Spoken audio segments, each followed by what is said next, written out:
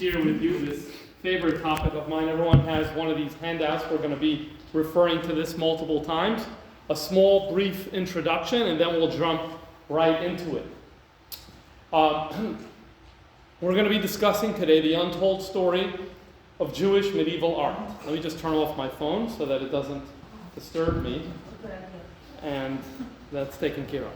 Now, when we speak about Jewish art, one of the most common, from this era, one of the most common questions is, who was the painter?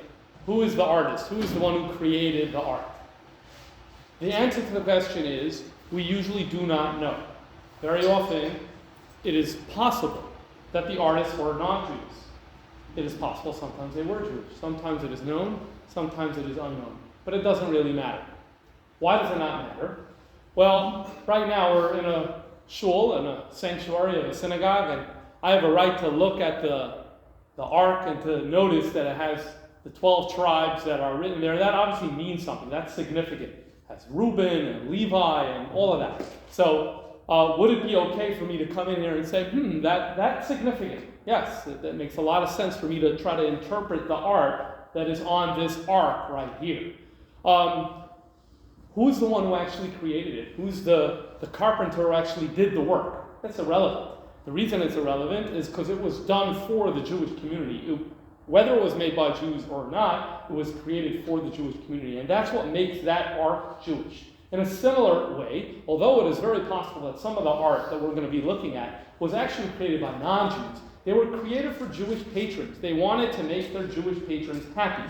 And Jewish patrons used it year after year after year, as we will discuss and see. And so as a result, it is very much Jewish in that way, irrespective of who is the one who created it. The materials that we're going to be looking at tonight span for about 2 centuries, from the late 13th century into the late 15th century. It's about 200 years or so, where there are a lot of surviving manuscripts, and all of Jewish medieval art is in the realm of a manuscript. A manuscript is a type of a book that is created by hand.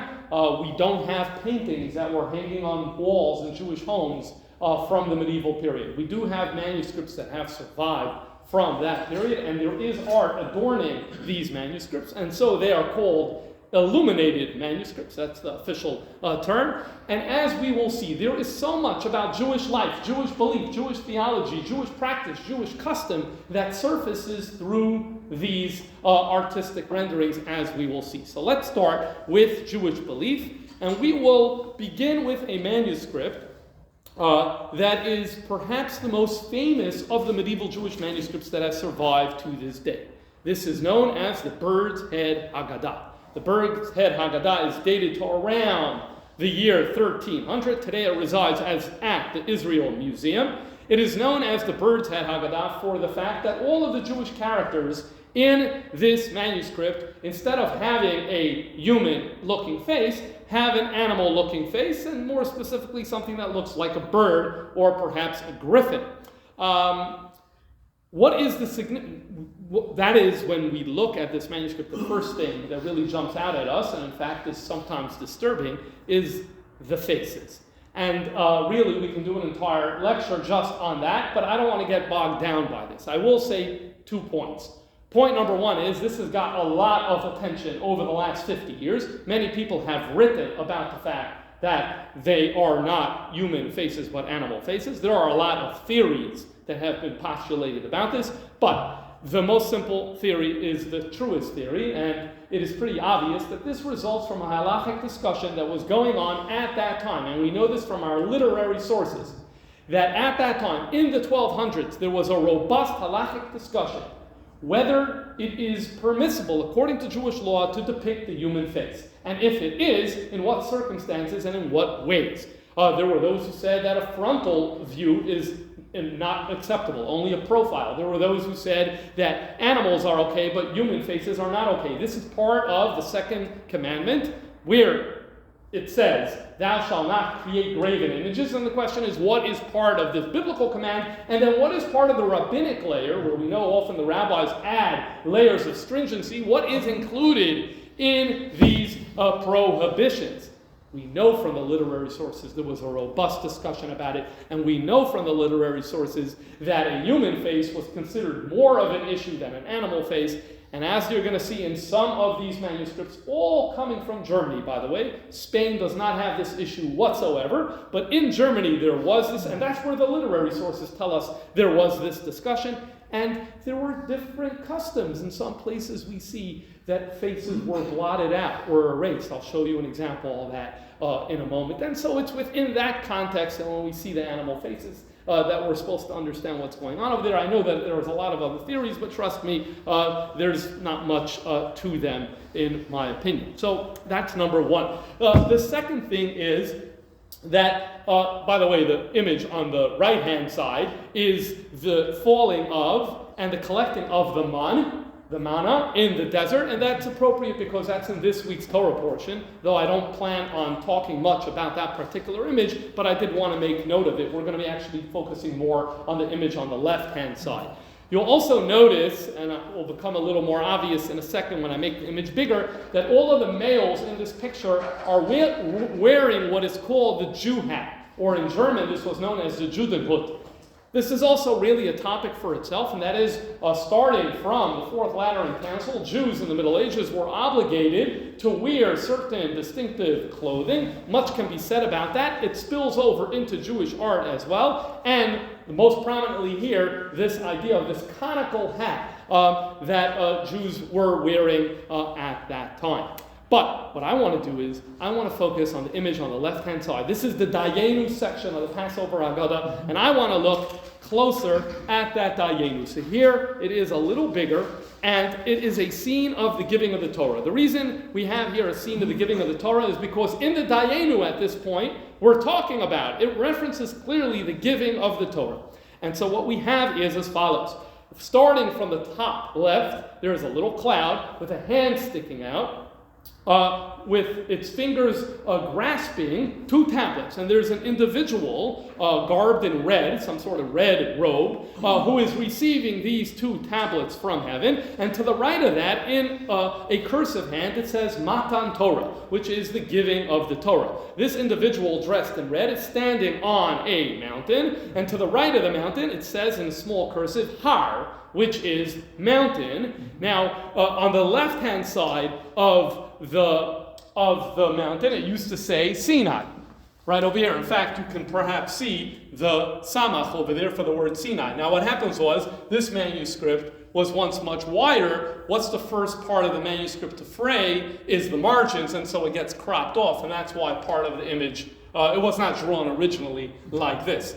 So continuing right along, we have here this individual, presumably it's the same person who had received it here, who's now passing down the tablets to these two individuals over here. But the odd element of this image is that what was two tablets here became 5 tablets over here. 2 turned into 5. That obviously begs the question, why did 2 turn here into 5? I don't want to talk about that today. We're going to try to be focused in what we do cover. And so for right now, what I want you to take away from this is we have a medieval manuscript created in Germany sometime around the year 1300. The revelation, the giving of the Ten Commandments is portrayed over here, and there seems to be some insistence of going from 2 tablets directly to 5 tablets. Now, if this were only to happen one time, okay, it would still require interpretation, but I'm going to try to develop with you here a pattern. Here's another manuscript. It's actually assumed to be from the same region, perhaps a little earlier. It's dated to the second half of the 13th century. Today it is in the library in Parma in Italy. This is a machzor meaning it is the prayer book for the holidays. And specifically on the left-hand side of the page is a prayer that in the Ashkenazi rite, they say in the morning prayer on the first day of Shavuot. It's called Adon Imnani. Now, on the right-hand side, appropriately so, there is a scene of the giving of the Torah because that's what's celebrated on Shavuot. Under that is this. We'll take a closer look at this in a second. I do want to point out that because the prior page Okay, this is the recto. If you went to the verso on the other side, you would have the Passover prayer. And as a result, specifically for the 7th day of Passover, which celebrates the splitting of the sea. And so here, there is an image of the splitting of the sea. We're not going to talk about that, but because it is this week's Torah portion, the splitting of the sea, I wanted to just make note of that. But I want to take a closer look at this image of the giving of the Torah. Let us see the image bigger. So first of all, I want you to notice right away that the faces do not have any features. And that's consistent with this broader theme that we spoke about. But in terms of the issue itself, what we have is, we have on the mountain, there's some sort of fiery scene with a hand sticking out, tablets being given to someone wearing the Jew hat. The Jews are standing behind what presumably is Moses, who's halfway up the mountain. And we look at the tablets, and what we notice is, instead of 2, there is 3. Instead of 2, there is 3. There is this clip in I don't remember, one of the Hollywood productions that has someone portraying Moses coming down with 3 tablets, and he's like, hey, Jewish people, I have 3, and then one drops. It's like 15, no, 10 commandments, right? So, well, here, this is actually the medieval source for that film clip. You have over here 3 tablets that are being given, and suddenly we ask the question, what's going on over here? Why? Before we had 2 turn into 5, now we have 3. Okay, well, let's continue making the case. I'm going to show you this was a consistent theme. We're moving forward now. We're into the 15th century. Print is about to come onto the scene. It's the year 1450. It's right around the time that Gutenberg develops the printing press. But Jews are still producing their manuscripts. Here's a beautiful manuscript that's also a Matzor. It's also the prayers for Shavuot. This one, we know the artist, we know his name, and we know that he was Jewish. His name is Yoel ben Shimon. Yoel ben Shimon is the most famous Jewish medieval artist. There are about 25 different manuscripts surviving today that come from him. Really much can be said about him. We're going to come back to him hopefully later as well. This today resides at the National Library in Israel, and I want to take a closer look at the scene of the giving of the Torah over here.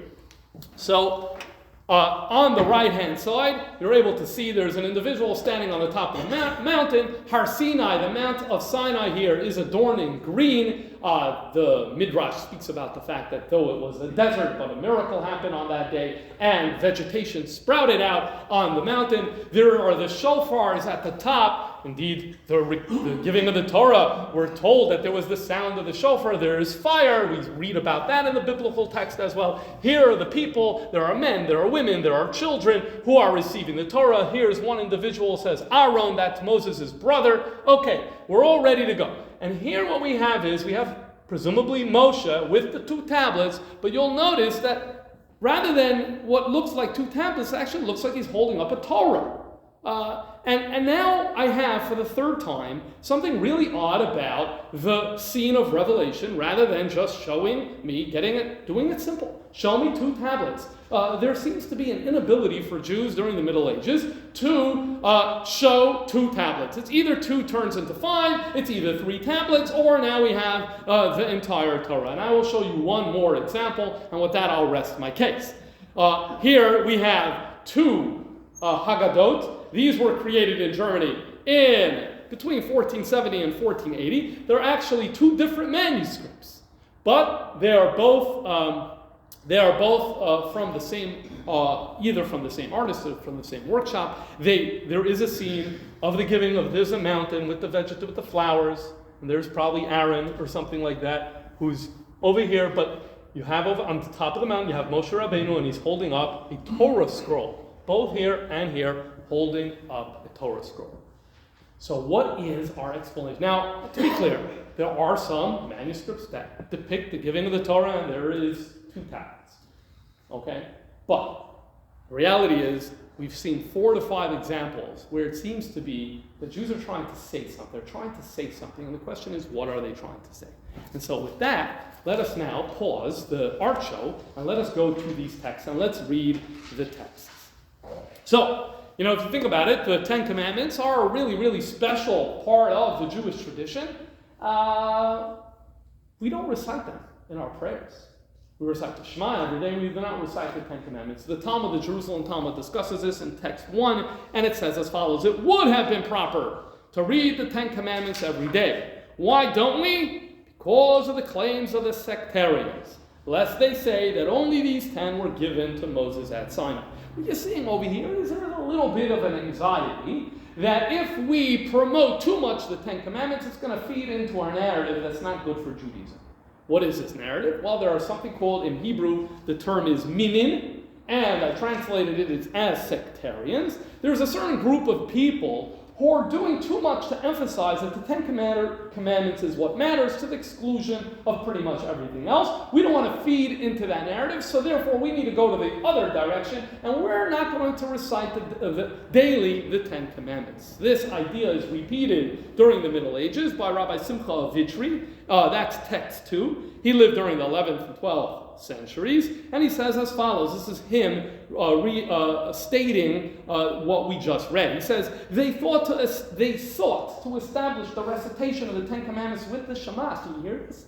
It could have been that every day, before or after we recite the Shema, that we would have also said the 10 Commandments. In fact, in the Torah, in Deuteronomy, they're not too far apart. They're actually pretty close to each other. So that was what should have happened, but this was canceled due to the claims of the sectarians. Who are these sectarians? So he tells us, lest the disciples of Yeshu say that the rest of the Torah is not true. So what he does is, he says, I know who these sectarians are, I live among them. He lived in France, he says, I live among them. He calls them the disciples of Yeshu, which is the Jewish way of saying the name of Jesus. In other words, what he's saying here is, and I'm not an expert in Christianity, I'll just tell you what I think he's saying. In the Christian tradition, there has been a long-standing understanding that the 10 Commandments is the only part of the Old Testament that's actually relevant. Most of the law has been abrogated. That's why it's old, and there's something new. The one thing that hasn't been abrogated is the 10 Commandments, and that's been a long-standing tradition over there. So Rabbi Simcha of Vitry is saying the guys on the other side of the boulevard, they do too much to promote the 10 Commandments. We need to create daylight between us and them. And so in order for us to do that, we do not recite the 10 Commandments every day. So in other words, what you're seeing over here was there's a certain, I'm going to use the term, or a certain rabbinic anxiety about the giving of the Torah, about the 10 Commandments, lest one limit it to 10 Commandments. No, there's the entire Torah. There isn't just 10 Commandments. And in fact, we see this in in rabbinic interpretation. We'll find in multiple places where we see them going out of their way to say one simple point. What's the point? You think there was only 10 at Sinai? There was much more than 10 at Sinai. Let's have a look at number 3. Number 3 is a passage of Midrash that says as follows. You will find that there are 613 letters from Anochi, that's the first word of the 10 Commandments, until Asher L'Reacha, which is the last word of the 10 Commandments. So they sat there and counted every single word of the 10 Commandments from the first to the last. And you know what? It came out to 613. What does that show you? The 10 Commandments aren't 10 Commandments. They're 613 commandments, alluded to by the fact that the 10 Commandments have 613 words. What do you see? You see the stress. Don't think 10 is 10. The 10 is much more than 10. All right, there's only one problem. It's 620. That's close enough. So they say the 7 additional letters correspond to the 7 days of creation. Okay, what exactly does that mean? Why are we pairing together the 7 days of creation with the 613 mitzvot? I'm not going to bother myself with that question right now. The main thing we saw here is what? We saw that the rabbis wanted us to know the 10 Commandments is more than 10. There are 613. Let's go to this passage of Rashi, which begins on page 2. That will restate the same thing. There's a verse in Exodus chapter 24 that says as follows. It's talking about the tablets. It's talking about the two tablets, the tablets of stone, the Torah, and the commandments which I have written to instruct them. So notice how it transitioned from tablets. Tablets only have 10 commandments. It transitioned from tablets to Torah and the commandments which I have written to instruct them. All of a sudden, we transition seamlessly from the tablets to the Torah. Says Rashi, all 613 mitzvot are included within the 10 commandments. All 613 are included in the 10. Rabbeinu Sadia he's a great medieval sage who lived in Baghdad, explained in the Azharot that he composed, assigning to each commandment the mitzvot that depend on it. What's happening here is as follows. There is a genre of Jewish literature that's called Azharot. Without going too far into it, I'll just say simply what Azharot are, is you take all of the commandments of the Torah, and you say, these fit under the first of the 10 commandments. These fit under the second. These fit under the third. And in that way, you show how all 613 are part of the 10. And that's why this verse says, tablets of stone, the Torah and the commandments. Because in the tablets of stone, although when you read it, you only see 10, there's really much more than 10. There's the Torah and there's the commandment there. Okay, what do we see over here? We see that for Jews, it was very important to stress. The 10 commandments is much more than 10. There's the entire Torah. The entire Torah means the 5 books.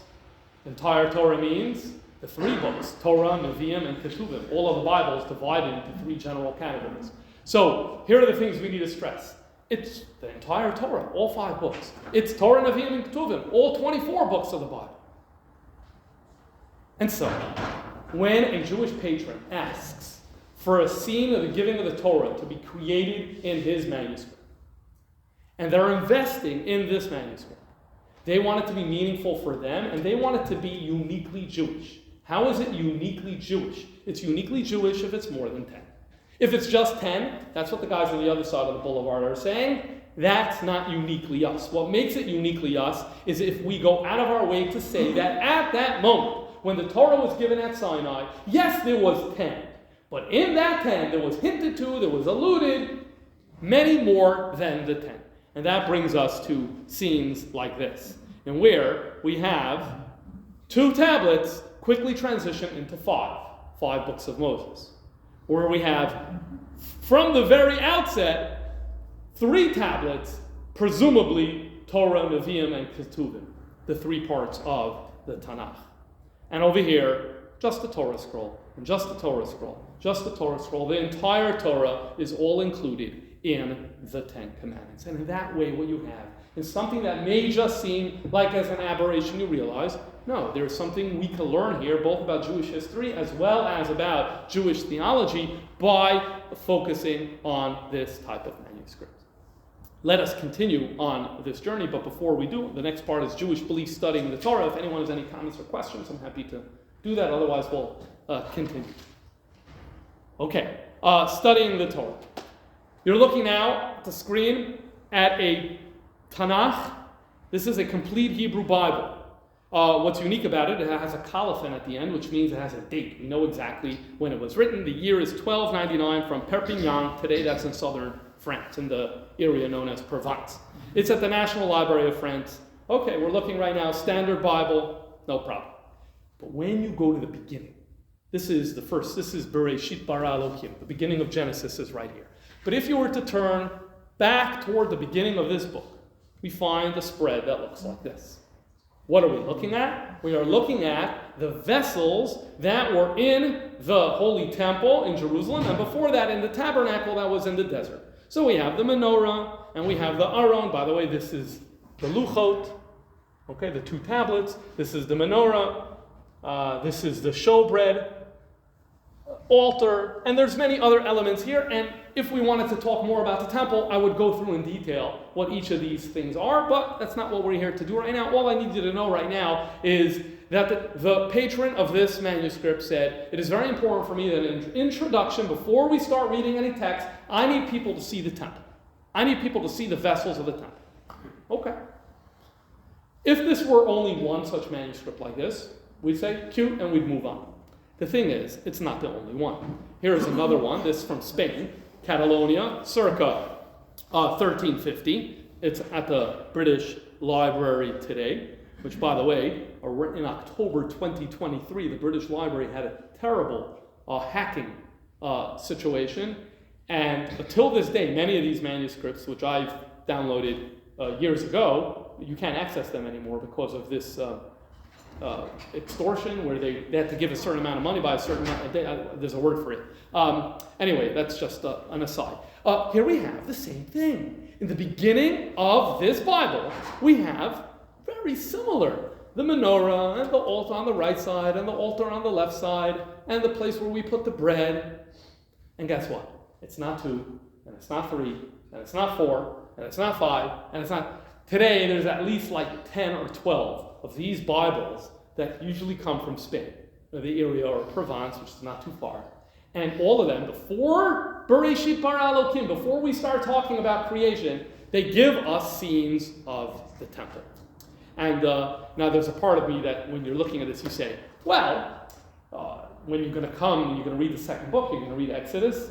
In a few weeks, we're going to be reading about the creation of the building of the tabernacle. So you're going to be studying it. You want to know, what does it look like? So it's going to be, basically, it has some didactic purpose in where it's going to aid you in your learning. But that can't be the explanation. There are so many areas of the Torah that could use visuals for didactic purposes, and nonetheless, none of them get it. Only this. There has to be something else is going on over here. So I'm going to show you a third manuscript. This from Catalonia, dated to 1384. It has a colophon. And here's same business. Right at the beginning of the Torah, we have the menorah, and on the next spread, there's additional vessels that were in the temple. And here it says the name of the artist. His name is Yitzchak. Okay, but I want you to focus on this over here. What does that say? It says, it looks like it's one word. It says mikdash. Mikdash is tabernacle or sanctuary, Bet HaMikdash. It says mikdash, and then after that is a yud and a hey. Yud and a hey. Yud and a hey, it looks like a ches, but trust me, it's a hey. Yud and hey is the first 2 letters of God's name. In fact, it's a standalone name as well. God has different names that are used in Tanakh, and one of them is the Yud Kei. Mikdash Yud Kei means God's temple. So you open up this book, and what is the first thing it says? This book is God's temple. That's going to be the clue to understand why in these manuscripts we have, again and again and again, we have these depictions. So now let's go back to our handout, please. And we're going to look at text number 5, which is going to explain everything for us. This is Rabbi Yitzchak Duran. He's a rabbi living in Spain. He died in 1415, and his work is called Maaseh Ephod. And in the introduction, he writes as follows. Page 3 actually is where the English begins. It begins at the top of page 3. Just as the Bet HaMikdash, the Holy Temple, was the cause for the continuous presence of the divine presence among Israel, as it is stated, they shall make me a sanctuary and I shall dwell among them. So too, this sacred book causes the divine providence to remain with the nation when they study it often with proper intent and with examining its profound teachings. What he says here in this first paragraph is, just like we understand that the Holy Temple in Jerusalem was the vehicle through which God was close to the Jewish people, so today when we don't have that building anymore, how is God close to us today? It is through the book. What used to happen through a building, today happens through a book. Specifically, when we study it.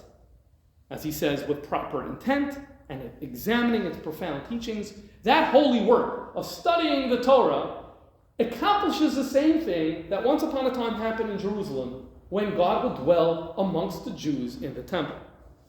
And just like the Bet HaMikdash, through the great service performed there, was the cause for God to atone for the transgression of the nation, so too engagement with this sacred book is the cause for God to forgive the transgressions of the nation.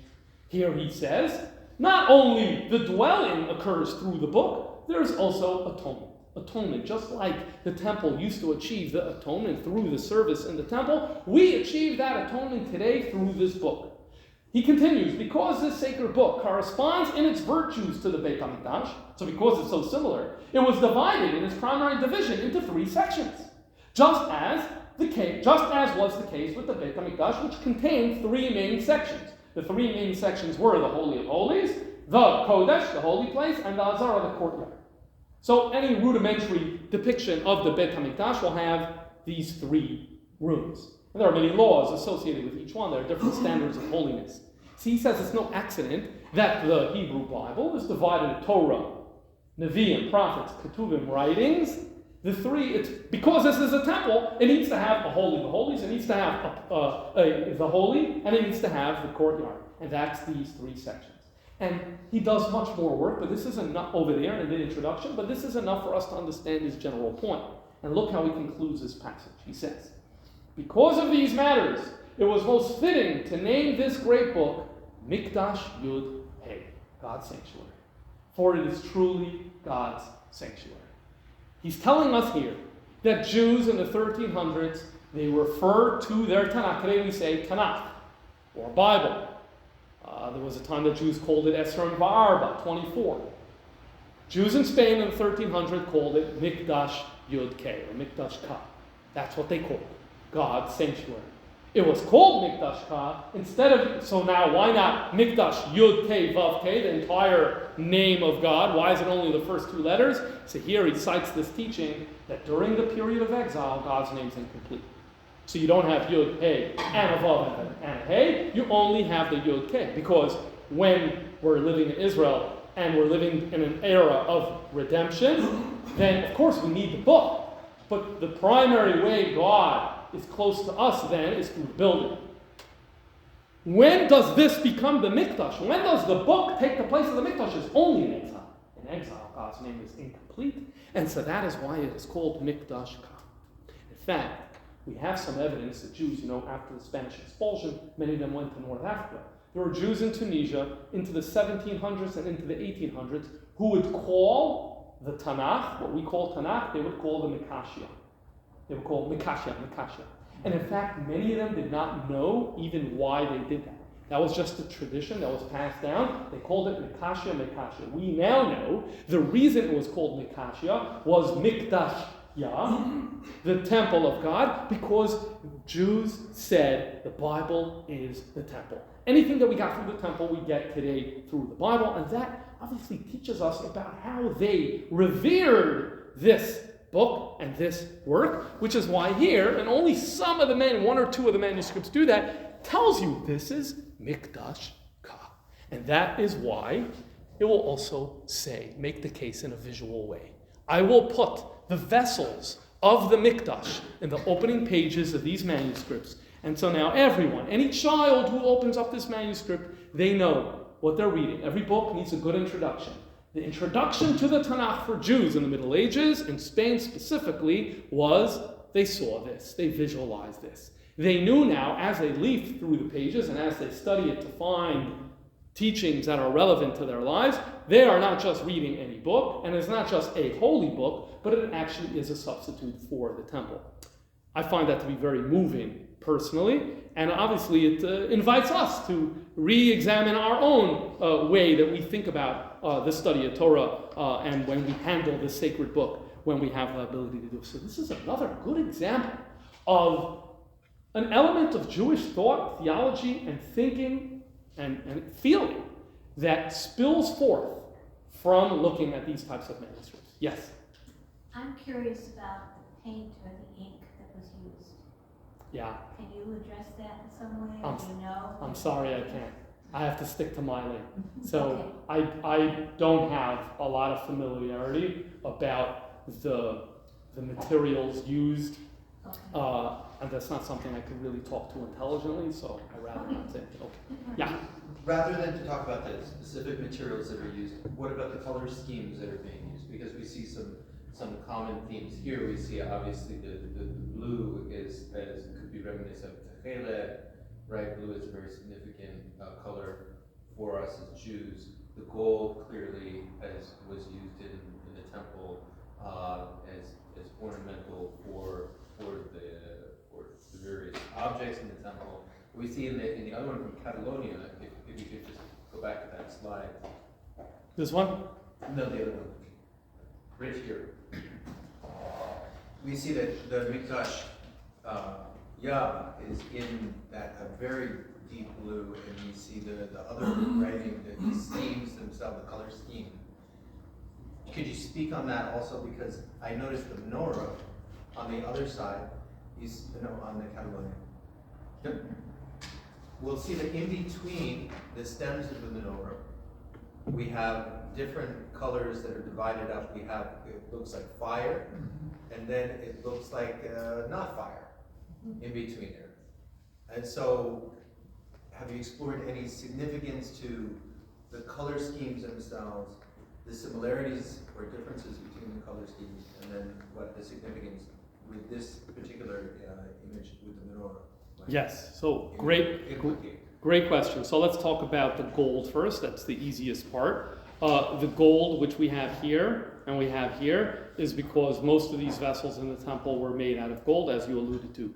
In this specific manuscript, the background is plain, so not much to be said here. In terms of the blue and the red over here, yes, you're right. The techelet, I want to call your attention to the fact that techelet in the Torah is used twice. Once for the strings of the tzitzit, but in the tabernacle itself, there was a lot of use of techelet. In fact, it's one of the 15 things that needed to be donated, and there were curtains in the tabernacle, and it is possible, I can't say for sure, that the background here is meant to depict those curtains, and there definitely was an element of blue involved in that, but much more than that I cannot say.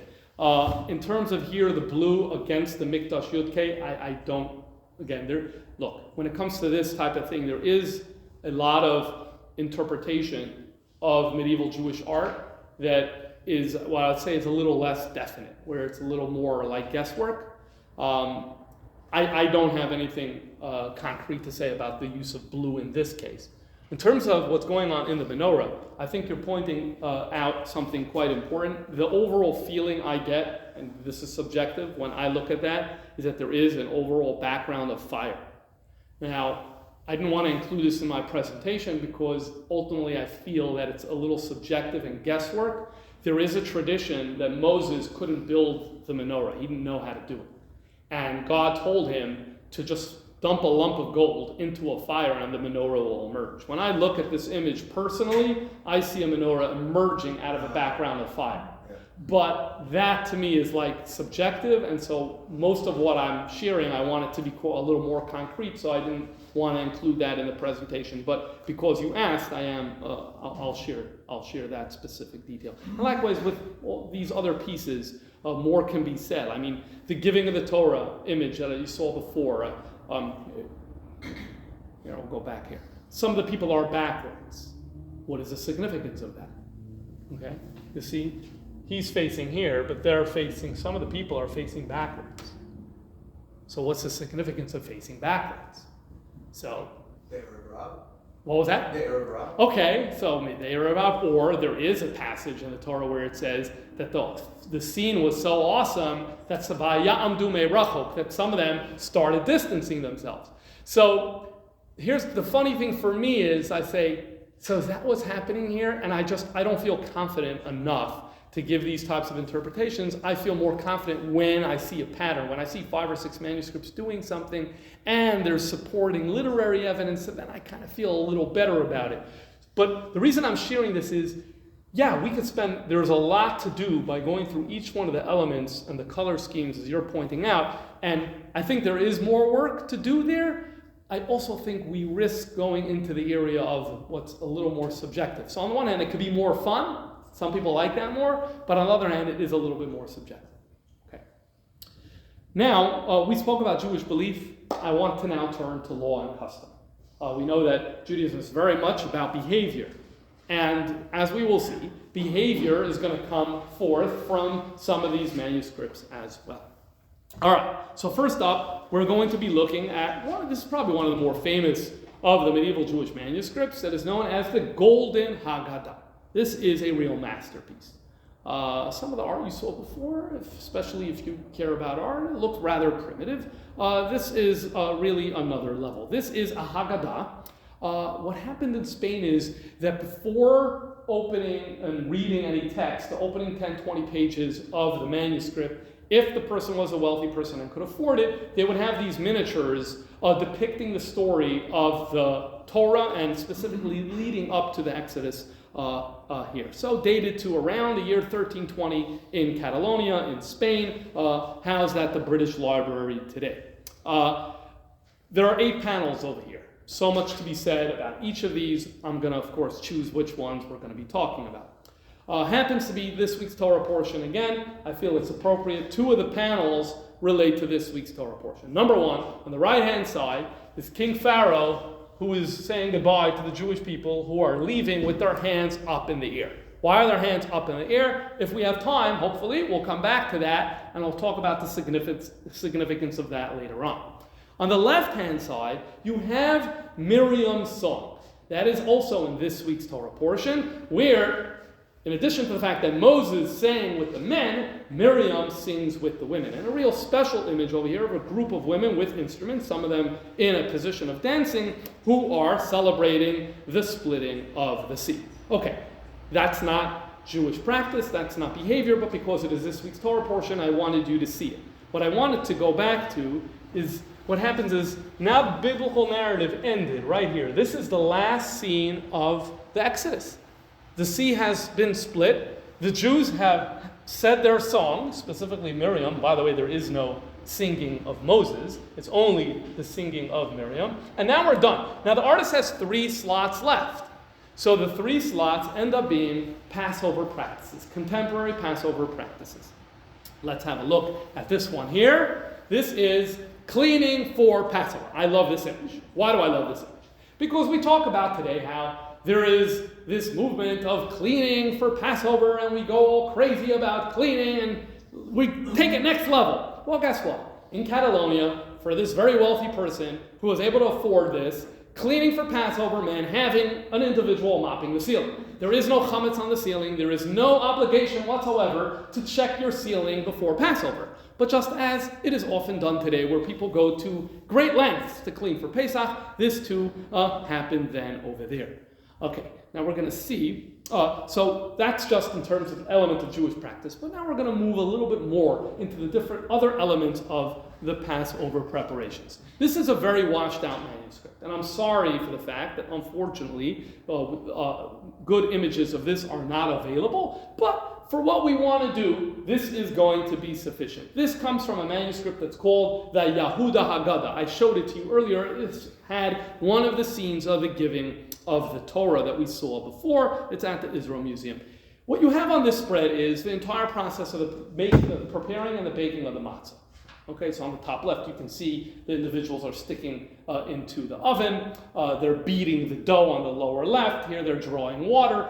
And there are captions here, which is really great, because then you get to analyze the captions. You can do an entire hour just on this manuscript. But I want to show you the top right. Top right is the watermill. There's a watermill and there's a caption. This is the very first, right? This is the first.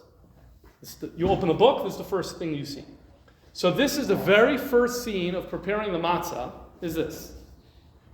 And there are 2 people pointing at each other outside a watermill. The caption has the following Hebrew words: Habal im avdoi hoyal ketata, al shema acher lahavi hachita. Now it's a rhyme, so I want you to get the feel for the rhyme, so here's my best try. The master's angry words were the first to greet, for late was the servant in bringing the wheat.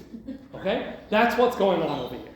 This is a little bit of a comical type of art, and that's why they're pointing at each other.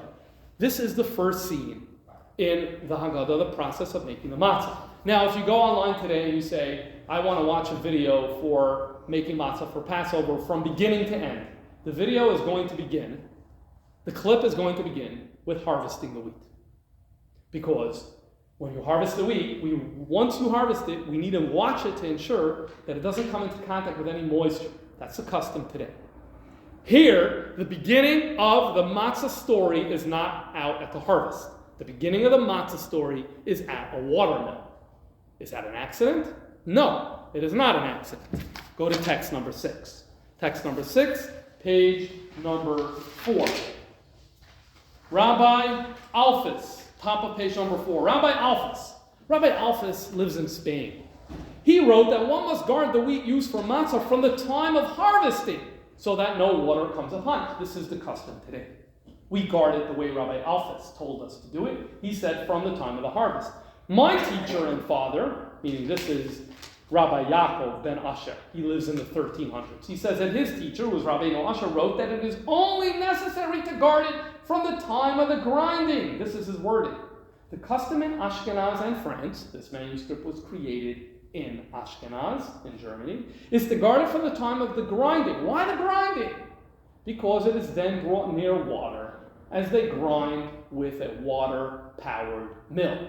In other words, we don't have to worry about it when it's out on the field. You need to worry about it when you get it close to water. When is it getting close to water? When you bring it to the water mill. So what is the beginning of the ritual preparation of matzah if you're living in Germany in the 1300s? The water mill. That is where it begins. It's not an accident that this manuscript starts over here. It is reflecting the custom that is no longer prevalent today. There's some exist. You could buy 2 types of matzah today, but generally speaking, we're more stringent. We follow the custom of the Spanish Jews where they guard it from the time of the harvest. But this is a manuscript created in a different type of climate. This is an example of how the customs and behaviors and observances can be seen from these manuscripts. Let us go back now to that bird's head Haggadah that I showed you before. And we're going to look to the scene of matzah, because we have a scene of matzah. And right here is the point in the Seder and where we wash our hands, and then we go ahead to eat the matzah. Here's an image of an individual holding 3 matzahs. I'm going to make it a little bigger. Okay. You see the 3, he's holding 3 matzahs. What's unusual about these matzahs? That what? They're round matzahs. Yeah. What's unusual about them? If you were closer, you would see. They have bumps. Do you see the bumps?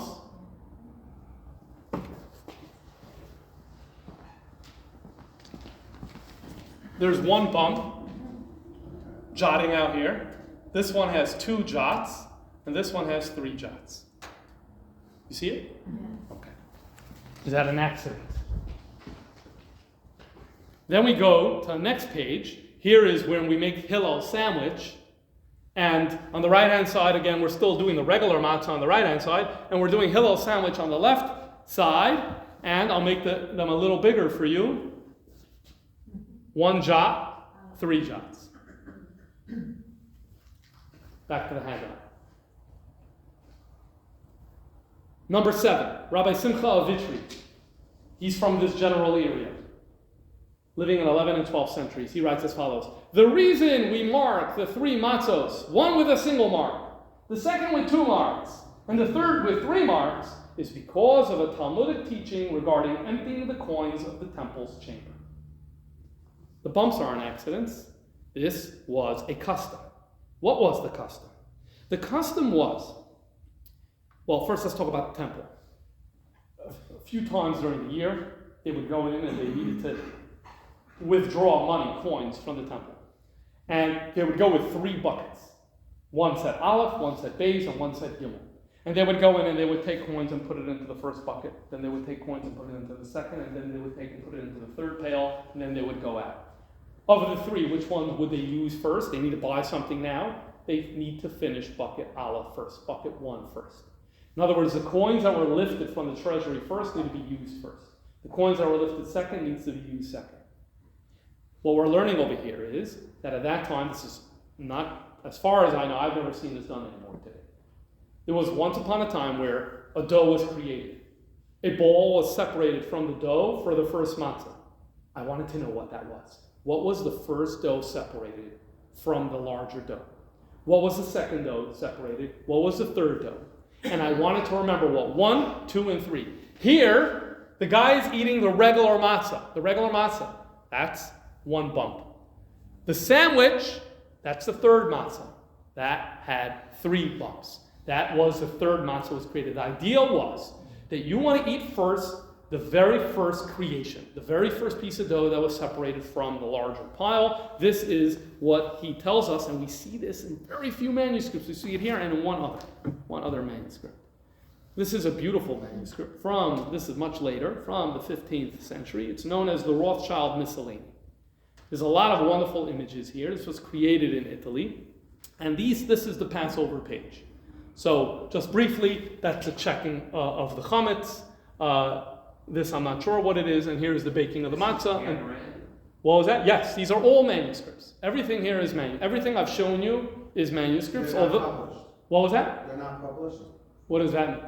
Like they were not printed. It was a manuscript means it was written by hand. So there's one copy of this in the world. One person had this. With all these pictures. With all these, well, these were very wealthy patrons. So they're, in addition to the big mansion they had, they would also invest in illuminated manuscripts. This was standard during the Middle Ages. This was a normal thing. It was one of the ways that wealthy people would show off their wealth. You would have prominent books. So we have illuminated manuscripts, Mavzorim, we have Haggadot, we have Maimonides. There's no illuminated Talmud that I'm aware of, but Bibles I've shown you, so we have a lot of that type of stuff. Okay, so here we have the preparation of the matzah. Now let's go a little closer into this image. I don't know if you're able to see it. There are marks on these matzahs. And in fact, it looks like this individual is in the process of making marks. There's 4 circles here. Are you able to see some of it? Okay, so you're able to see it? No? Okay, well, trust me, it's there, and if you want after, you can come up and take a closer look, or right now. But the point is, this also has text. Meaning, the guy wrote what you're supposed to do, and so I copied it onto the handout. Look at number 8. The one with 3 marks should be placed first on the Seder plate so that it is on the bottom. Remember, 3 is the last matzah you're going to use. That's on the bottom. This is called the third matzah. The one with 2 marks should be placed on top of it. This is the middle matzah. The one with 1 mark should be on top. Here's a forgotten custom, essentially. They used to be prevalent. We have it in these 2 manuscripts attesting to this custom. On to the next. First Cincinnati Haggadah, Germany, circa 1480. This is at Hebrew Union College's manuscript. This is the beginning of the Seder. And we have a scene of family on the right-hand side of the margin. I'll make it bigger so you're able to see. She's on the right. He's on the left. It looks like he's holding his goblet. He's ready to make Kiddush. There's a young boy sitting in the middle. And that is the Seder plate. And it is covered by what looks like a table runner or something of the sort. But the matzah is covered. It's covering the matzah. Okay. Now, I want you to hold this image in your head. And I want to now go to, this is an Ashkenazi manuscript. It's created in Ashkenaz. I want to now go over to Spain. This is known as the Barcelona Haggadah. Catalonia, circa 1340, British Museum. Same point in the Seder. It's at the Kiddush. It's at the beginning of the Seder. Here it's a little bigger. You'll see they're actually drinking their wine. They're actually reclining. And the way the artist here is depicting the reclining is by leaning on one of the hands. Okay, whether that's kosher for reclining or not is not our topic for today. In this initial word panel, it says, Vishoisin, we drink. This is the scene of drinking the Kiddush. What I want you to notice is there's nothing on the table. There's no food on the table. There's no matzah on the table. Okay? So here we have the Kiddush scene and there's matzah covered. And here there's a Kiddush scene, nothing. This is a pattern. I didn't collect them all for you, but you're going to trust me. In the Ashkenazi manuscripts, the Kiddush scene, there's always matzah on the table covered. In the Sephardi manuscripts, the Kiddush scene, there is never matzah on the table. Why is that? Is it an accident? No, it's not an accident. These actually reflect the customs of the time and place. Let's go to number 9. Number 9 is Maimonides. And that is on page 5, essentially.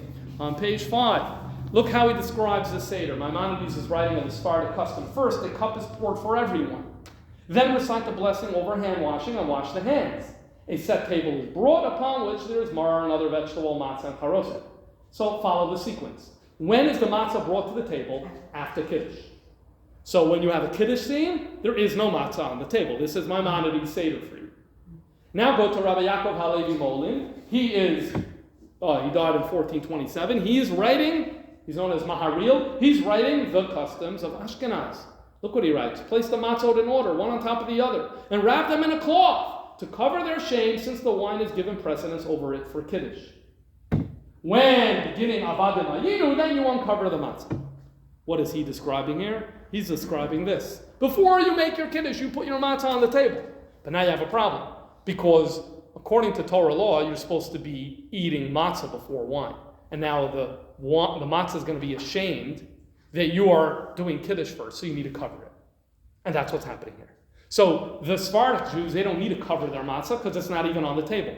The The Ashkenazic Jews need to cover it, and that's what's being expressed, the difference in these manuscripts. The reason I'm emphasizing this is because as we look through these pages, as we were discussing before, sometimes we wonder, is this intentional?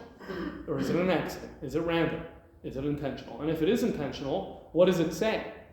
And what we're able to see, both in theology before and now in practice, that actually this is reflecting, in many ways, it's reflecting important core Jewish beliefs as well as practice. One last element for Passover. I don't want to get too carried away with Passover for you. I mentioned before Yoel ben Shimon.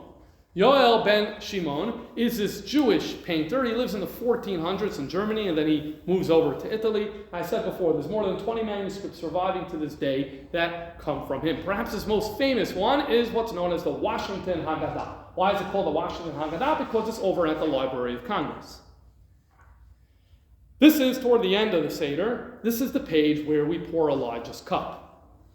And we have this particular image on the right-hand side. I'll make it a little bigger.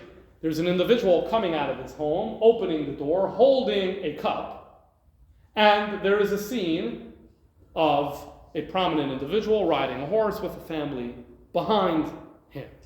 Now, what is the significance of this image? Let's read number 11. Number 11, Rabbi Zelig of Binga, he's from this time. He died at 470. He hit 1470. It's the same time as Yoel ben Shimon. Let's see what he says about Elijah's cup on page 6. I have seen that some people, page 6, I have seen that some people on the nights of Passover pour a special cup and place it on the table saying that this is Elijah's cup. However, I do not know the reason for this practice. But then he continues, it seems that the reason stems from the following. If Elijah the prophet were to come on the night of Passover, as we hope and anticipate on this night, he too would require a cup. This gets us into the idea, the concept of, just like the first redemption happened on Passover, the future redemption for the Jewish people is going to happen on Passover night as well. So we're hoping to see Elijah the prophet, because the Talmud says Elijah the prophet is going to proclaim the redemption is coming. So it means we expect him to show up when? Tonight. Well, if he shows up, he's Jewish. He needs to have a cup. And that's the reason we call it Elijah's cup. Well, this image seems to support all of that. Because this does seem like a scene, perhaps, of Elijah coming to collect the Jews, to bring them to redemption. And here's an individual coming to the door with the cup. Elijah, you're Jewish too. You also need to have the cup in order for you to celebrate Pesach. And in that way, there's so much more to be said about Passover. This is a small taste of Passover. And with your permission now, I'd like to transition to another Jewish holiday, and that is Shavuot. Any comments or questions before we continue? Okay. Next, Leipzig Machzor, 1310. This is created, it's called the Leipzig Machzor. That's because today it's in Leipzig. It was created in the German city of Worms. A beautiful piece of art. You'll notice as we look a little closer, the artists here were particular about faces. They didn't want it to be full human faces, as you will see in a second. This is a Shavuot prayer, Adon Imnani. We mentioned it before. The traditional Ashkenaz rite would say this on the morning of Shavuot. Let's look at the right-hand side. There's an image on the right. There's an image on the left. We want to look at both of these. Here's the right-hand image. Right-hand image is pretty clear. When we look at it, we know exactly what we're looking at. First of all, you'll notice the hats. That's the Jew hat. We spoke about that before. There is the giving of the Torah. Moses is standing on the mountain, and he's handing 2 tablets to a group of 4 Jews who are ready and eager to accept this from him. Oh, that makes perfect sense that this is, let's go back, that this is on a spread dealing with the holiday of Shavuot. That makes perfect sense. What about that image on the left, though? It's the same spread. We're seeing this at the same time. I don't have it in color, unfortunately. In black and white, though, we're able to see. Going from right to left, on the right-hand side, we have an adult with 2 children pointing at what looks like a body of water with fish. The children seem to be holding 2 objects. One is round and one is oval. And the adult is pointing to the fish. In the middle, we have an adult carrying a child. The child looks like he is or she probably he, is inside some sort of cloth covering. And then on the left-hand side, we have a person sitting what looks like a picnic table with a child on his lap. The child here too is holding one oval thing and one round thing, and then there are two children right next to him, again holding an oval and a round thing. What is this, and why is this the corresponding image with the giving of the Torah? As usual, the literary sources are going to help us.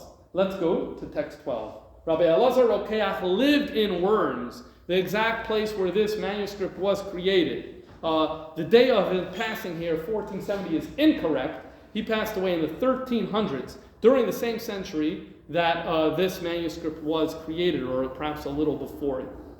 Okay, sorry about that typo. Let's read what he says.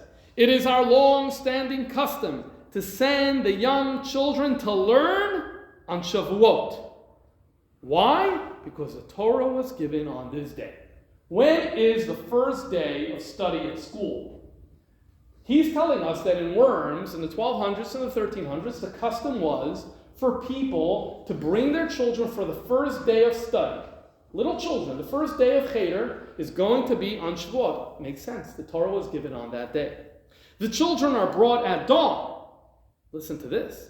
We wake up early and bring them really early. Why? Because that's similar to what happened in the beginning. The verse says, when it became morning, there was thunder and lightning. When it became morning, that's dawn. So we wake up the children really early and take them early on in the morning. Page 7. The child is covered under a cloak when going from home to the synagogue or to the teacher's house. Why? In reference to the verse, they stood under the mountain. There's this verse that says they stood under the mountain. Now, on a literal level, it just means they stood at the foot of the mountain. But our sages tell us, no, they stood under the mountain because God lifted the mountain and hung it above the Jewish people. Much commentary has gone into that particular passage. It doesn't need to concern us right now. What we need to focus on here is we want to recreate that idea of the mountain hovering above, so we cover the child with some sort of cloak. The child is placed in the lap of the teacher. The teacher recites each letter of the alphabet, and the child repeats after him. After this, they bring a cake kneaded with honey, upon which it is written various verses, and I took them out. I didn't want to read them with you. The teacher recites each word of these verses, and the child repeats after him. Then they bring a boiled egg, peeled off its shell, upon which it is written other verses. The teacher recites each word, and the child repeats after him. The child is then fed the cake and the egg, for it is beneficial for opening the heart.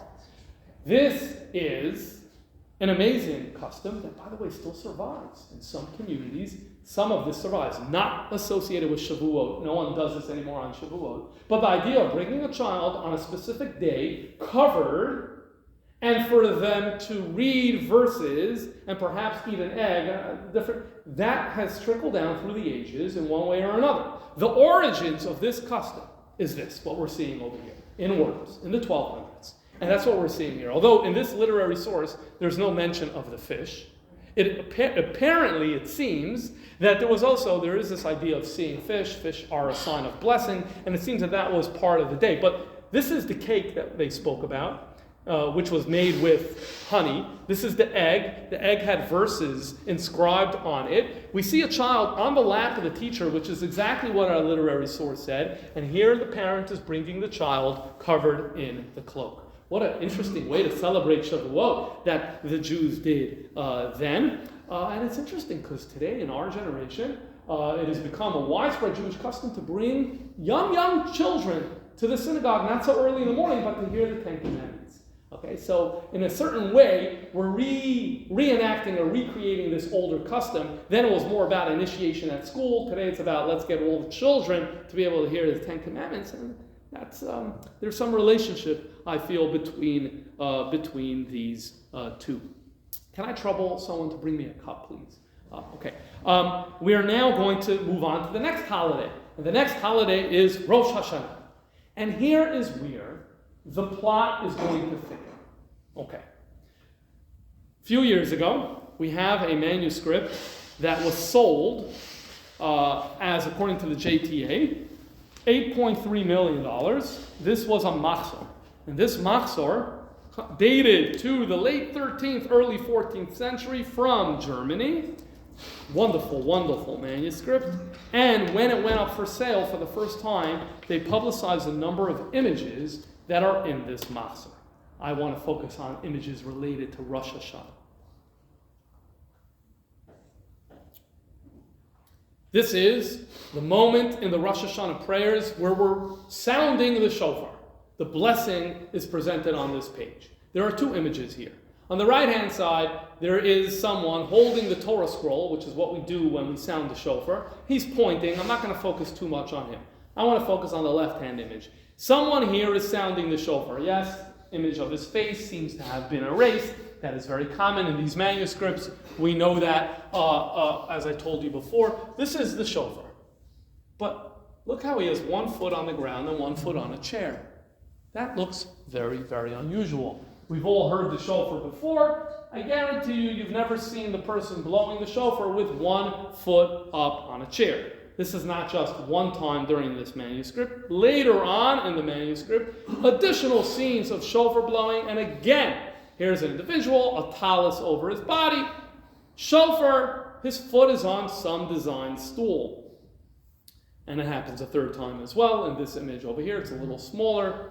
Again, his foot is being elevated. This is all in one manuscript. This is not the only manuscript. This is very common.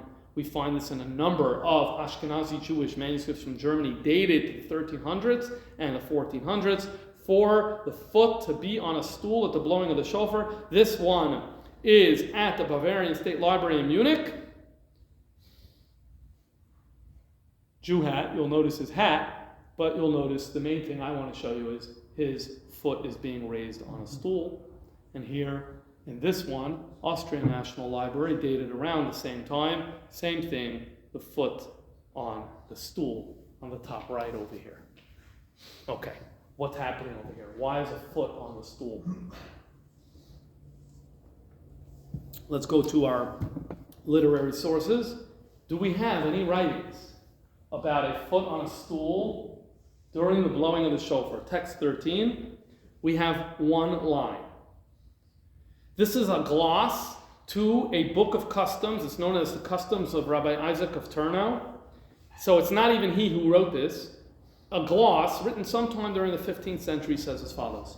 If placing your foot on a small bench, do not press down firmly.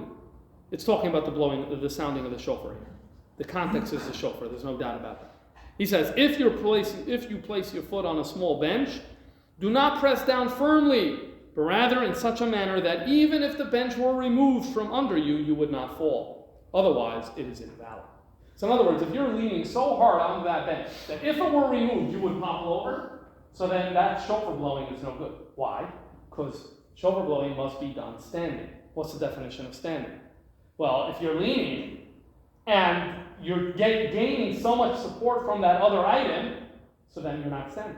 So how do you know if you're gaining too much support from the other item? Well, if we removed it, will you fall? So this is him saying that if you're going to be leaning on a stool, don't lean too hard. Now I want you to notice, he doesn't say over here, you should lean on a stool. And in fact, there is no source that says you should lean on a stool. There is no source that gives any significance to the leaning of the stool. But we do know, at least from this we know, there were people leaning on stools. The art here corresponds to a literary source.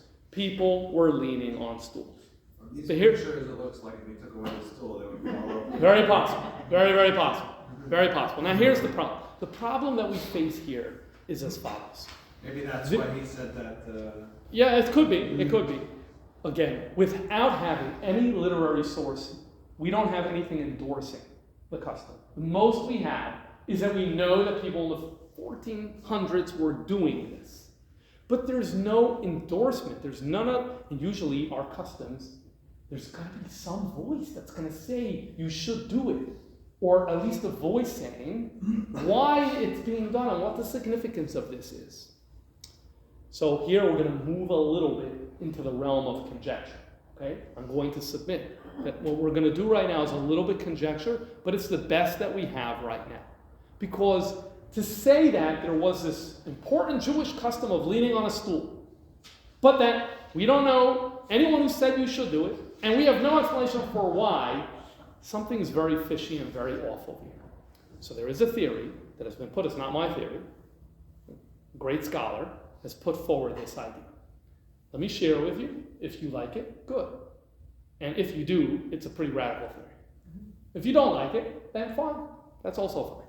Let's have a look.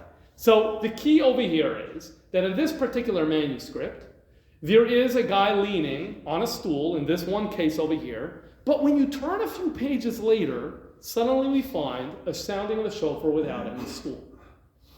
And then we have it one more time over here. Yes, one foot is raised, but there is no stool. So you have one manuscript with a stool in one and not the other, which raises the question, why would there be a stool? Either you're doing it with a stool or not. Why would there be one time and not the other two times?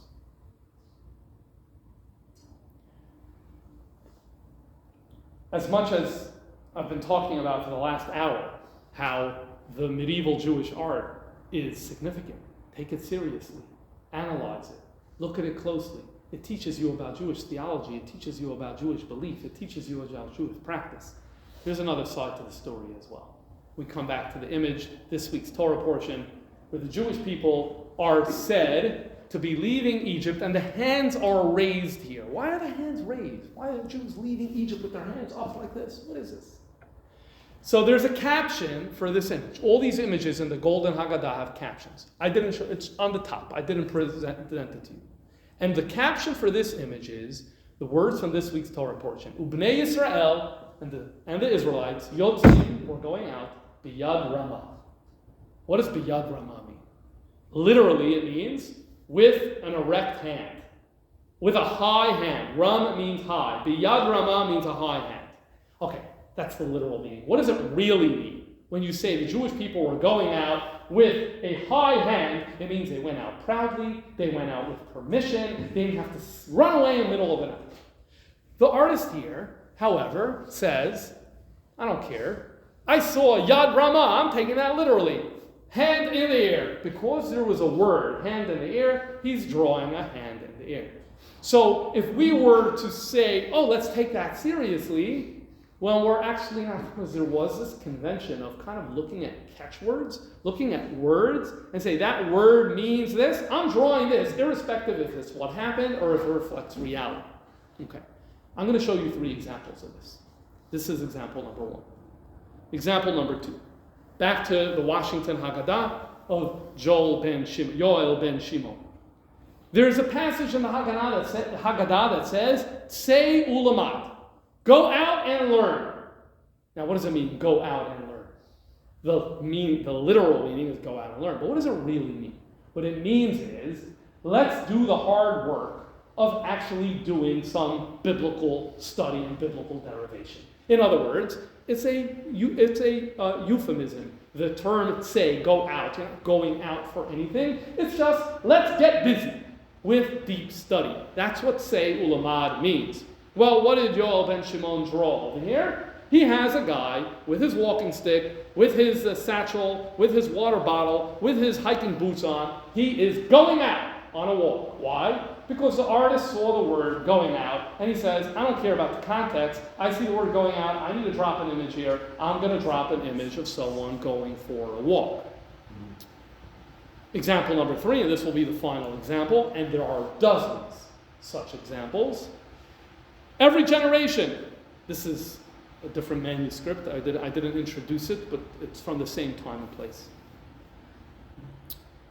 Every generation, a person is obligated to see him or herself as if they left Egypt. Oh, see himself, see herself. An image of a person looking in a mirror. Is that what the passage is saying? No, that's not what the passage is saying. The passage is saying a person has to imagine as though they went through Egypt. But let's forget about context. Let's look at the words. The words say, see yourself. I'll put a person with a mirror, and the caption at the top says, in Yiddish, the person looking at a mirror. So in other words, what do we have? We have a convention in manuscripts that sometimes says, don't take me too seriously, because all I did is I looked at a word, and I drew the word. I depicted the word. Okay. Now let's go back to this manuscript. This was the odd manuscript that had the guy on the stool here, but the next 2 times did not. Now let's look at this page to see, is there a word that may actually have some connotation of shofar with elevation? Because that's what the artist is drawing over here. And just like you can have a yad ramah, and just like you can have a mirror, and just like you can have all the walking stick, this may be a walking stick. If only we could find somewhere on this page the idea of elevation. We do find elevation on this page, right over here. Na'aleh shofar in Truah, it says, let the sound of the shofar rise up. Let the sound of the shofar rise up. Well, okay, maybe that's what's happening here. Sound of shofar rising up. I'm going to make my shofar rising up. I'm going to do it. And not that this, by the way, I'm not suggesting that this artist is the one who invents this. This is a progeny of another manuscript with a progeny of another manuscript. But ultimately, it reflects probably what was the original, the idea of picking up on the word na'aleh shofar over there. This shofar needs to go up, which would explain why here there is no stool, because there's no na'aleh. There's no word here about going up. Any other reason why the na'aleh would have been in bold? What was that? Any other reason why the word na'aleh would have been in bold, like it was? Yes, so that's common because the cantor at this point, what happens is this is called a magain. A magain is the extra liturgy that is inserted into the first blessing of the Amidah, and it's structured in this way. It's still said today by all of the communities that follow Ashkenaz. These verses we don't say anymore, but in those days, so this is kind of going back. We finished the verses, we're going back, so it's about stressing the fact that we're going back to the main part of this particular liturgical construction.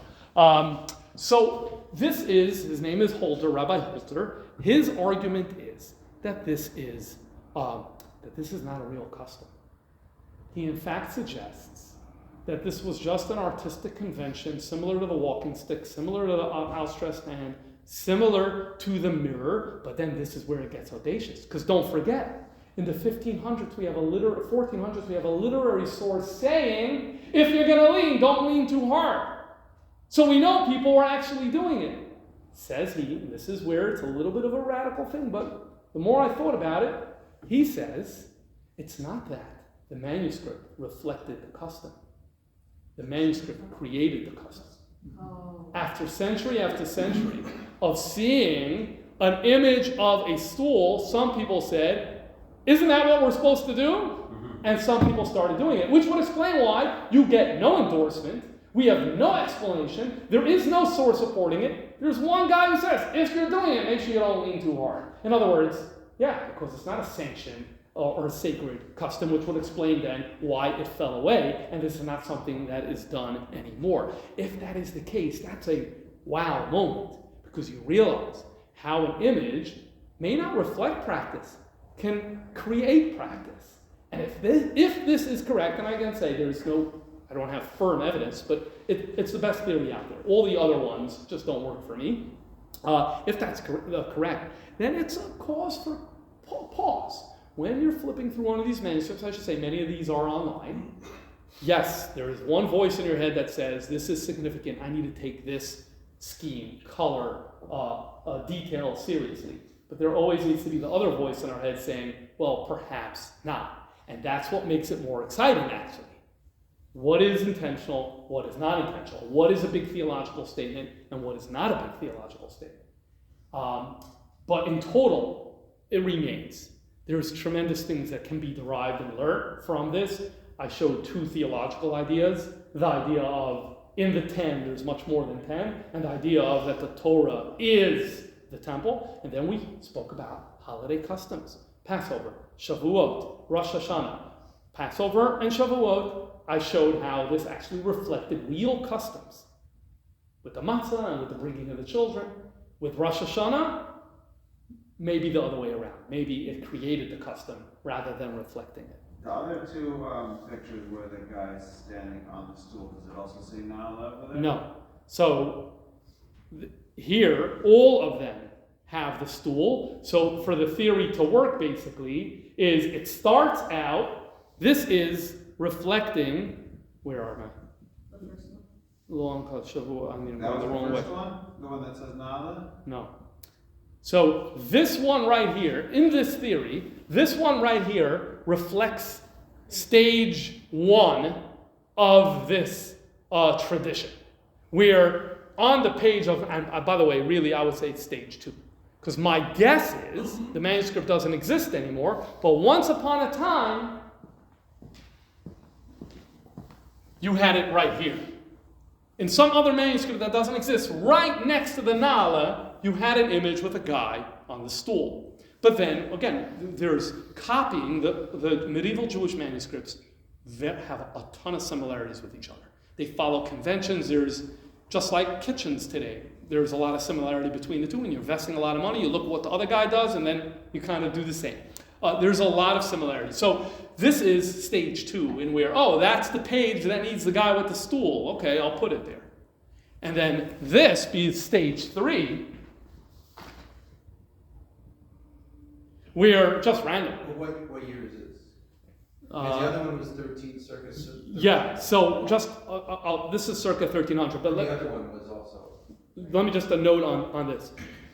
You can have a later manuscript, but it reflects an earlier tradition if it was copied from something that was 200 years earlier. So we can't get too carried away with the dates. Okay. I'd like to conclude now with the last few minutes. The closest holiday is Purim, and I didn't say anything about Purim. So I want to say something brief about Purim, and with this we'll conclusion. Okay. Back to the Leipzig Machzor. This was the Machzor that had the Shavuot scene with the children, the Ten Commandments on the right, and the children on the left. Here's a liturgy that is recited. The Chabad community does not recite this, but in the traditional Ashkenazi community, some of them still recite this. And so we get Purim scenes on the page. On the right-hand side is the 10 sons of Haman and Haman meeting their end. On the left-hand side, you have, that's the king greeting Esther with a golden staff, a central part of the story, when Esther comes to the king and is granted the audience. That's in the Megillah. That's clear. When you read the story of the book of Esther, you have that.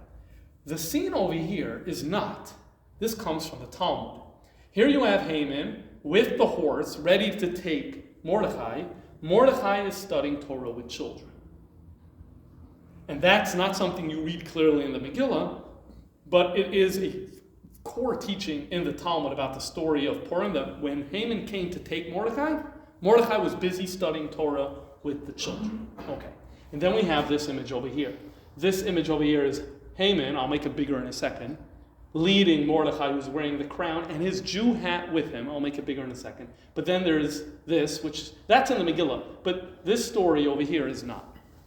Let me show it to you. Here it is in bigger. So that's Haman leading Mordechai. That's the Jew hat we spoke about before. He doesn't get rid of it. He's wearing his crown, but he's a proud Jew, being paraded around Shushan.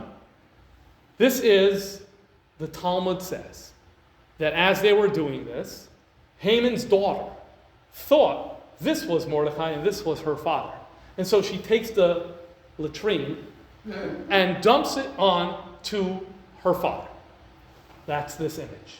That's what this artist for the Leipzig Machzor for Purim put in this image over here. Should have saw the Jew hat. So, good point. Good point. So, I'm concluding with this because I want it to be a wish that just like here, Haman met his humiliation, and Mordechai, the proud Jew, had his moment of victory, and just like that pile of negativity landed on Haman's head, so too may it be, dear Hashem, that all of the enemies of our people should meet their end, or do teshuvah and do complete repentance and come back to the true, to be Philo-Semites, and may the Jews, may the Jewish people, and for that matter, anyone who represents goodness, kindness, and sacredness, be paraded around on the horse in a proud way. Let the good and the light prevail over the evil and darkness. Amen.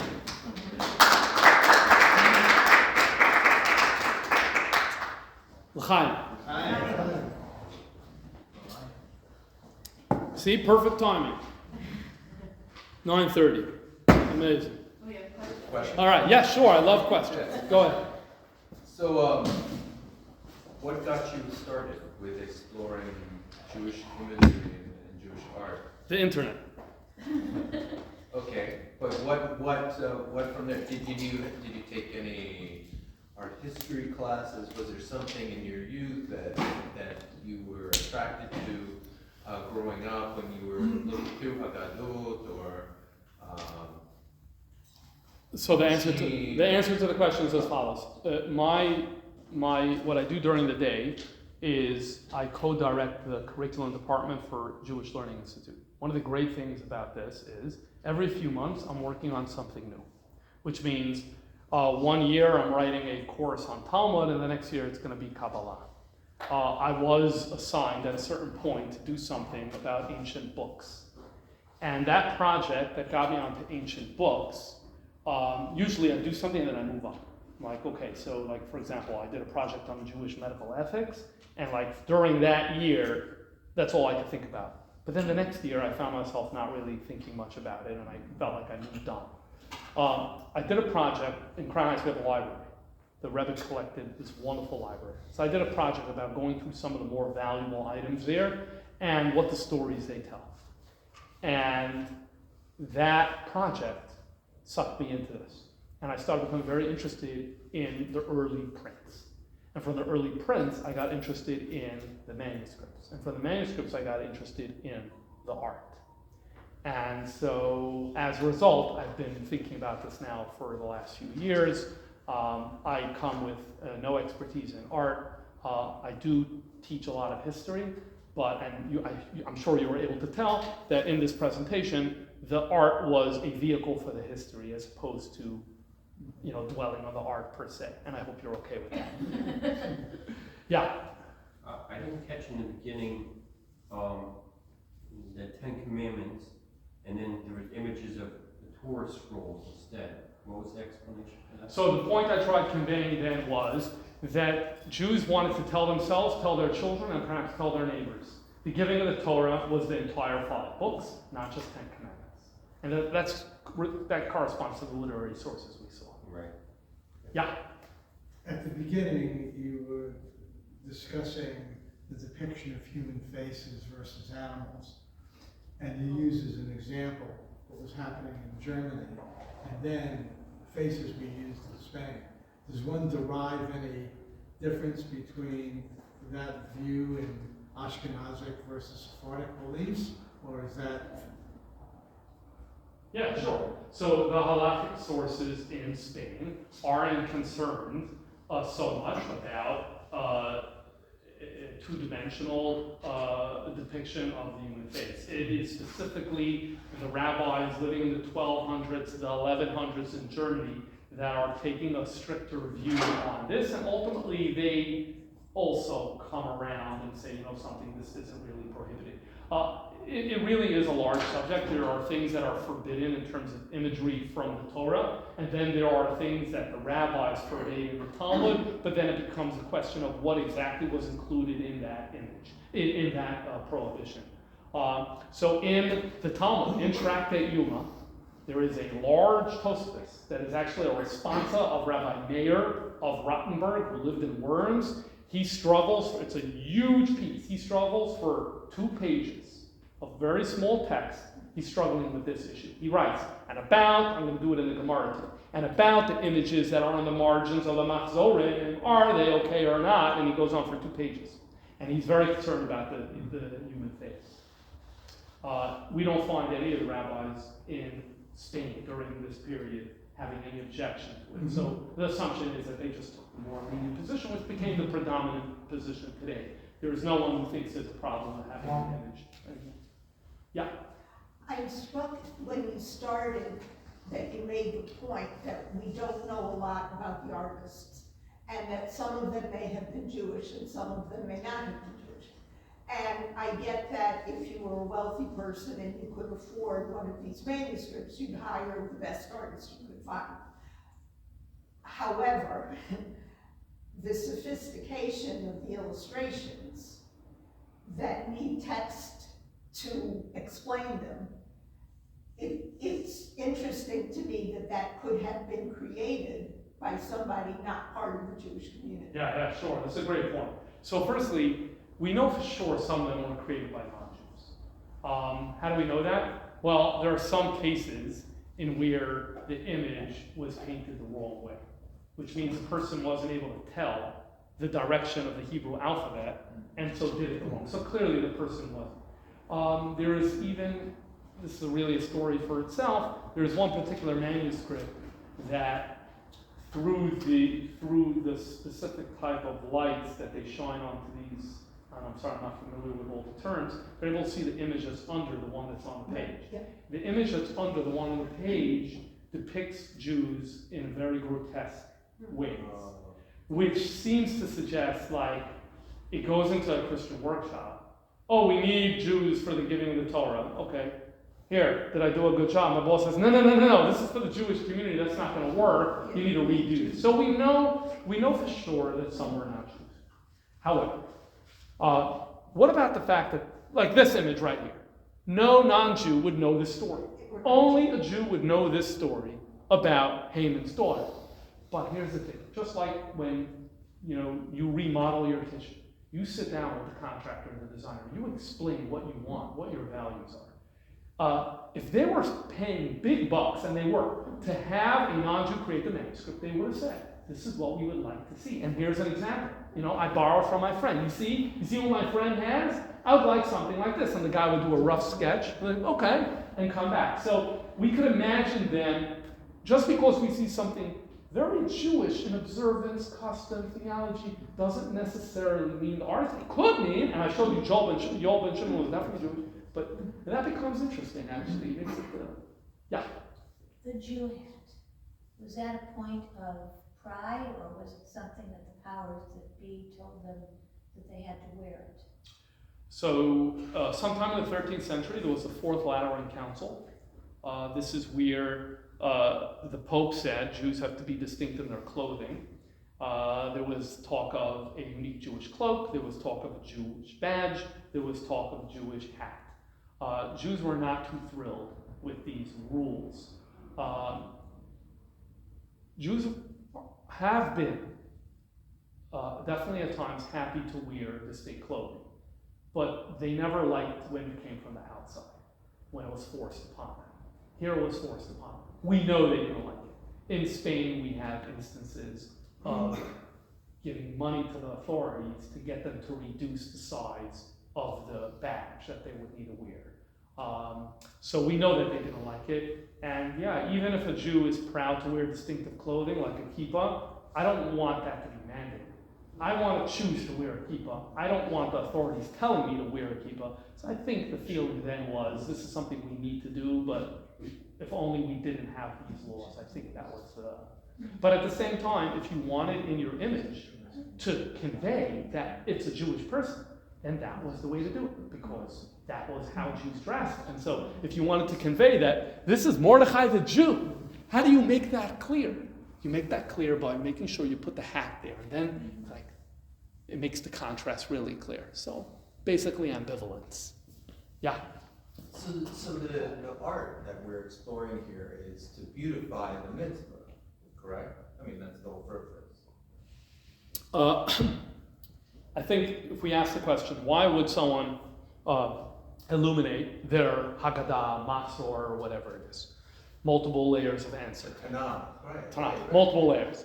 One layer, that's what rich people do. I'm part of the rich class. The Christians also, they illuminated their manuscripts. So this is something that if you have money, you need to do this. On one level, that is definitely one of the impulses behind it.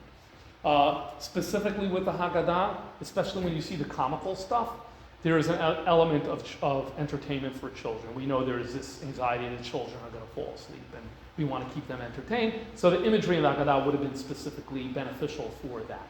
On top of that, yes, the religious language would have been Zekeli Vanveyu. I want to beautify the mitzvah. I want to make this. I want to, just like I'm going to have a nice esrog for the holiday of Sukkot, I want to have a nice manuscript. So I think you have multiple things happening simultaneously. So now with the advent of the printing press, perhaps the first reason would not really be pertinent for today's world, right?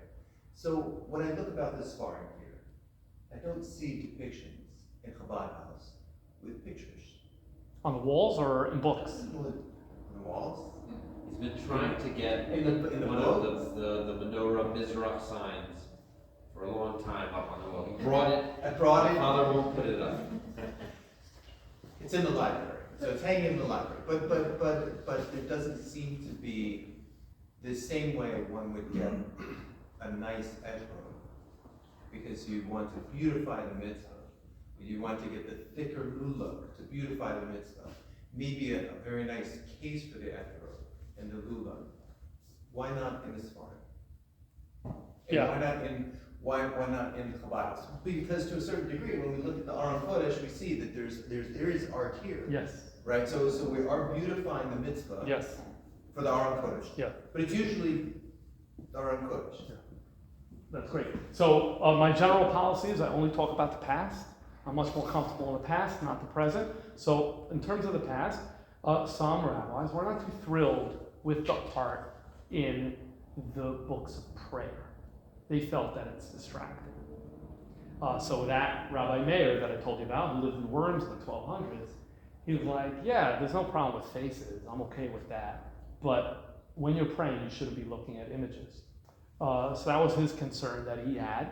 And so that's interesting because that way, I like Rabbi Meir, but then I'm like, if he were right, then we wouldn't have this treasure that we have today. So it's kind of, I'm benefiting from something that he didn't like. But you see over there the concern about distraction. So again, I don't want to talk about the present, but I do want to tell you that in the past, there was the idea, yeah, you want to have that, but no, you don't want to have a distraction. Whether to what degree that is a factor today, again, I can't talk to today, but I can say that that was the case then. Well, are there arguments now that it could illuminate the mitzvah? Sure. Right? It could draw one in to become closer to Hashem, because you're concentrating, just like you might concentrate on the sounds of the words. An image might draw you in to become closer to Hashem during. It's possible. Yeah, because that's the counter argument. Yeah.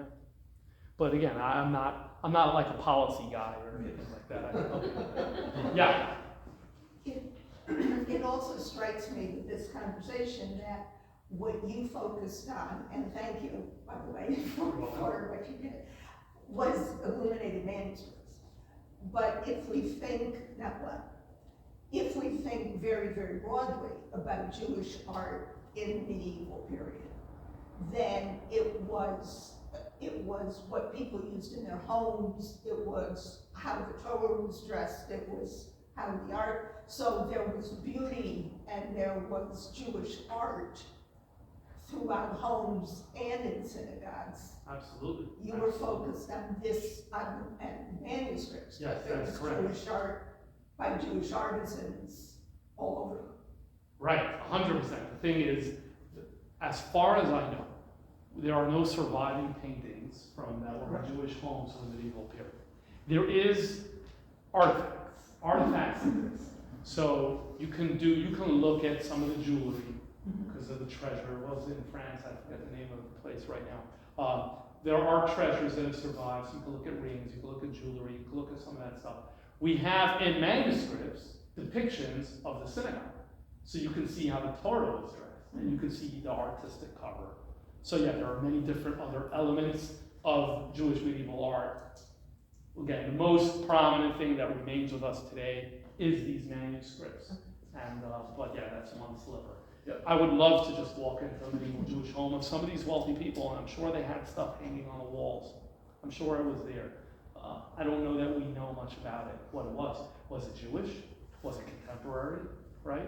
I don't know the answer to that. Was there art that was Jewish besides for anything that had to do with religion? Meaning everything we've spoken about is all things that are tied to, a shul, a temple, a sanctuary, a book, a prayer book, Yeah, it's a good one. Nothing I is don't know like the just answer to that plain. because even Christian medieval art mostly is religious, but not exclusively. And so, whether every single piece of art in the Middle Ages for Jews revolved around religion, predominantly, probably, exclusively, I don't know. I'll point out that in many of these manuscripts, there is just random decorations that we know are nothing but an aesthetic. There aren't there for a religious purpose, although it is illuminating a religious Jewish book. Yeah.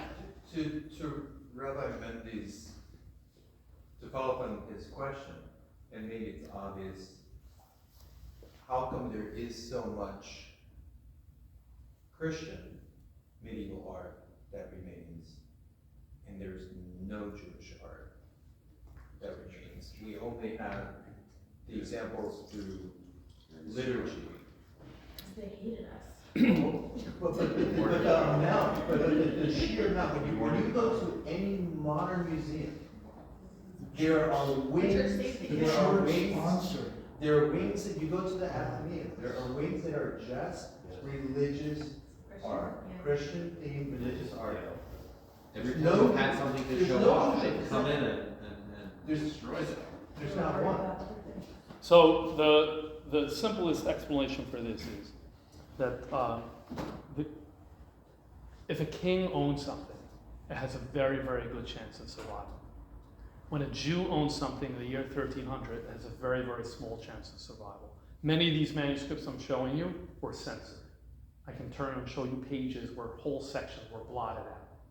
Complete text By whom? They were bleached, like. by Christian censors. By Christian censors? They didn't like what it said. But that's another talk for another time. But the point is that if you wanted something to survive, I want you to go back now to the year 1000, and you want something, you can give it to a Christian king or you give it to a Jew.